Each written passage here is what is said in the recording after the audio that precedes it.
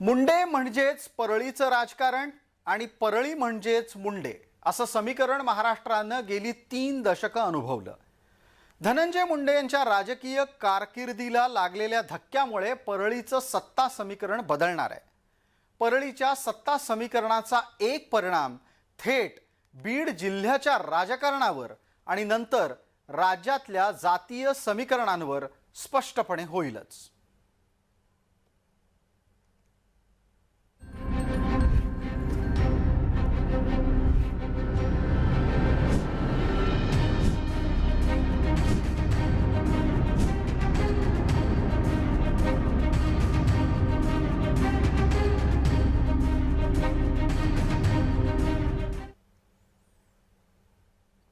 परळीत धनंजय मुंडे कमकुवत होताना दिसतात।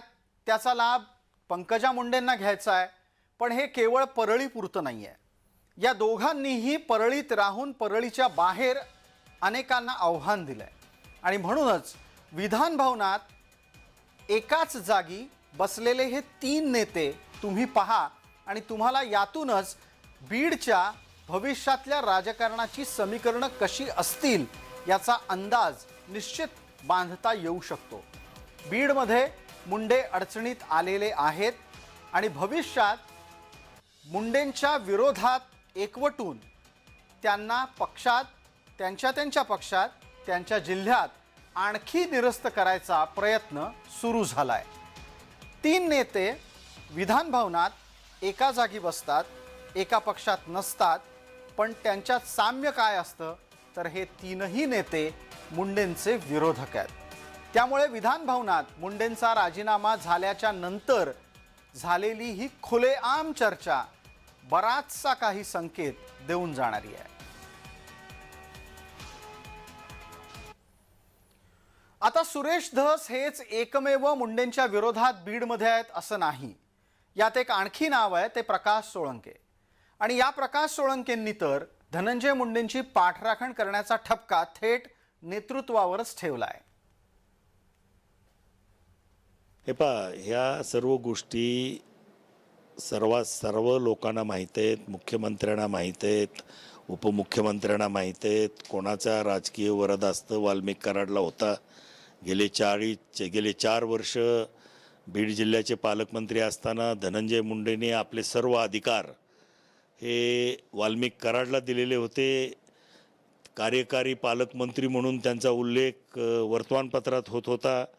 हे सगळं बीड जिल्ह्याने पाहिलेलं आहे आणि हे पक्षश्रेष्ठींनाही ह्या सगळ्या गोष्टी ज्ञात आहेत। त्याच्यामुळे पक्षश्रेष्ठींच्यापासून काही लपून ठेवलेलं नाही आहे। धस सोळंकेंच्या पाठोपाठ महायुतीच्या बाहेरचं एक नाव आहे जे मुंडेंच्या विरोधात आहे आणि बीड जिल्ह्यातलं एक महत्त्वाचं नाव म्हणजे संदीप क्षीरसागर। संदीप क्षीरसागर यांनी सुद्धा मुंडेंच्या विरोधात मोर्चा उघडलाय। आत्ताच्या घडीला तरी ते धस आणि सोळंकेंच्या टीममध्ये दिसतात। हे प्रकार तुम्ही सर्वांनी बघितलं। तिथं त्यांचे कुटुंबाचे लोक होते आणि सर्व आपण मीडियाने जे काही त्यांचे कुटुंब बोलत होतं, ते ताई बोलत होत्या, त्यांचे मुलं रडत होते, त्यांचे नातेवाईक सांगत होते।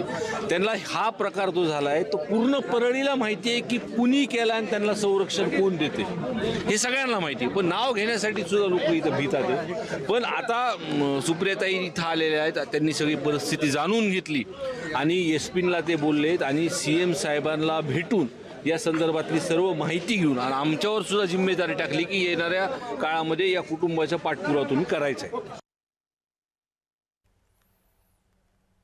मुंडेंच्या विरोधातली लढाई सुरेश धस यांनी एक हाती लढली आणि ती लढत असताना त्यांनी मुंडेंच्या इतर अनेक समर्थकांना अंगावर घेतलं। मुंडे विरोधी आघाडीचं नेतृत्व धस का करतायत ते पहा। सुरेश धस आष्टीतून भारतीय जनता पार्टीचे विधानसभेला उमेदवार होते। ते पक्षाचे अधिकृत उमेदवार होते आणि त्यावेळेला भारतीय जनता पार्टी राष्ट्रवादी हे एकत्रितरित्या महायुती म्हणून निवडणुकीत होते। असं असताना पंकजा समर्थक धसांच्या विरोधात उतरले आणि विशेष म्हणजे धनंजय मुंडेंनी राष्ट्रवादीचा एक उमेदवार हा सुरेश धसांच्या विरोधात उतरवला। बाळासाहेब आजबे आष्टीमध्ये धसांच्या विरोधात लढले। या मैत्रीपूर्ण लढतीची चर्चा राज्यभरात होती.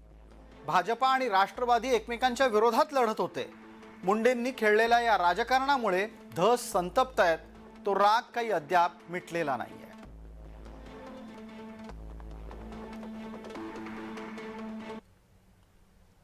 हा संताप धस वारंवार व्यक्त करत असतात आणि त्यातूनच काही संकेतही देत असतात. ईडीची कारवाई सध्या थांबलेली आहे, परंतु आता हे जे आकडेवारी चालली त्यांच्याकडे जाईल त्यावेळेस ईडीची कारवाई थांबणार नाही. ईडीची कारवाई जोरात सुरू. या प्रकरणामध्ये धस जेव्हा ईडीच्या बद्दल बोलतात, ईडीच्या कारवाईचा संकेत देतात, तेव्हा ही लढाई ही काही थोडक्यात आटपेल असं नाही. धस मुळात का लढतायत ते लक्षात घ्या. बीड जिल्ह्याच्या राजकारणामध्ये आणि बीड जिल्ह्याच्या समाजकारणात मराठा विरुद्ध वंजारी हा वाद टोकाला पोचलेला आहे. मुंडे यांच्या वर्चस्वाला आव्हान देण्यासाठी मुंडेंचे सगळे विरोधक आता एकत्र झालेले आहेत. धस आणि पंकजा यांच्यातून विस्तव जात नाही. धनंजय मुंडे कमकुवत झाल्यानं धस यांच्या आशा पल्लवित झाल्या आहेत. त्यांना बीडच्या जिल्ह्यावर संपूर्णपणे फक्त आपलं वर्चस्व असावं अशी इच्छा आहे.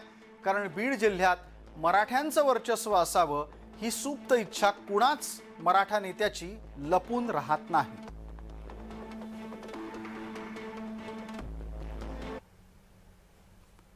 धस यांच्या निशाण्यावर आत्ता पाहिलं तर केवळ धनंजय मुंडेच दिसत होते.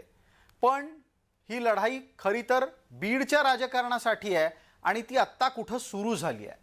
धनंजय मुंडेंचा पाडाव झाल्यावर त्या जागी भविष्यामध्ये धसांच्या निशाण्यावर येतील त्या पंकजा मुंडे. आणि त्याला निमित्त असेल ते बीड जिल्ह्यातल्या नोकऱ्यांमध्ये, सरकारी नोकऱ्यांमध्ये झालेला भ्रष्टाचार. सरकारी नोकऱ्यांमधला भ्रष्टाचार हे हत्यार घेऊन धस पंकजा मुंडे यांच्या विरोधात मैदानात उतरतील. तसे स्पष्ट संकेत धस आत्ताच देत आहेत. पण प्रशांतजी, सगळ्यात महत्त्वाचा विषय बीड जिल्ह्याच्या बाबतीमध्ये हा बिंदू नामावलीच्या बाबतीत आहे. बिंदू नामावलीपेक्षा जास्त लोक हे बीड जिल्ह्यामध्ये एकाच प्रवर्गाचे आल्यामुळं मोठ्या प्रमाणावरती नुकसान झालेलं आहे. ते सगळ्यात पोलीसमध्ये तसंच झालं आहे, महसूलमध्ये तसंच झालं आहे, शिक्षकांमध्ये तसंच झालं आहे. आणि आम्ही हे ओरडून आता आम्ही लेखी पत्र त्या ठिकाणी दिलेले आहेत. माननीय मुख्यमंत्री, दोन्ही उपमुख्यमंत्र्यांची एकदा बैठक लावून या बाबतीतला काय आहे तो निर्णय करू, म्हणजे हे सगळी सुधारणा होऊन जाईल. थोडक्यात धस आत्ता बीड जिल्ह्याच्या शुद्धीकरणाची चर्चा करत असले तरी पण भविष्यात त्यांना त्यांचं राजकारण अधिक बळकट करायचं आहे. आणि धस यांच्या मागचे अदृश्य हात कोणाचे आहेत हे परत कधीतरी. तूर्तास विशेषमध्ये इतकंच. आपण पाहत रहा फक्त जय महाराष्ट्र.